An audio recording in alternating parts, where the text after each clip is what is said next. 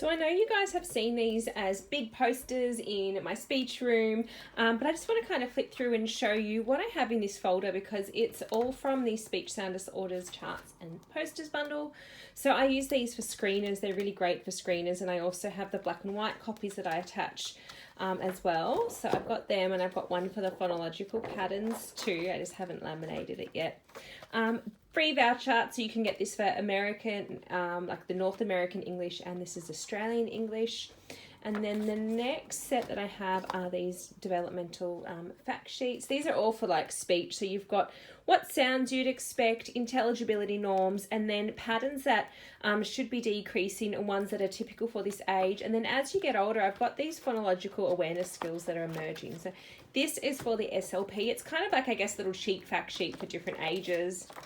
The next set that I have are these DDK rates. So I don't know if you know, but there are actually two different ways or two different norms and means to get DDK rates. So 6 to 13 and 2 to 6. And I have little sheets that let you know how to do this. And then these little visuals. So you can tell your child that we're going to do like the popcorn sound. So pop, pop, pop, pop, pop, pop for the popcorn and things like that. So that's really kind of handy, especially for those kids who aren't quite sure what you want them to do. And then the next set, these are posters as well, but I give these to parents to read and just to explain all those different patterns. So it really just gives a lot of great examples. Like for cluster reduction, that bed smells nice. This is what it looks like, and this is what we're talking about. So you can see all the examples here. So for things like stopping, for fronting, and then I give the examples of what it kind of looks like.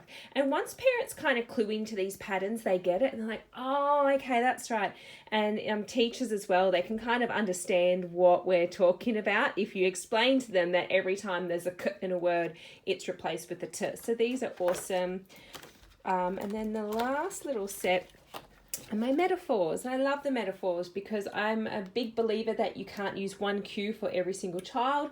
You have to individualize it. So this is just a big range of different metaphors you can use, and you can see that they're broken down by sound. So we've got our fricatives, our nasals, plosives, etc. And I have my little cues here. And then I also have these little posters. I call them posters because I've got them big up in my room. And I use to explain to parents if a child has a pattern, like let's say you have a little one and they have absolutely no fricatives or affricates.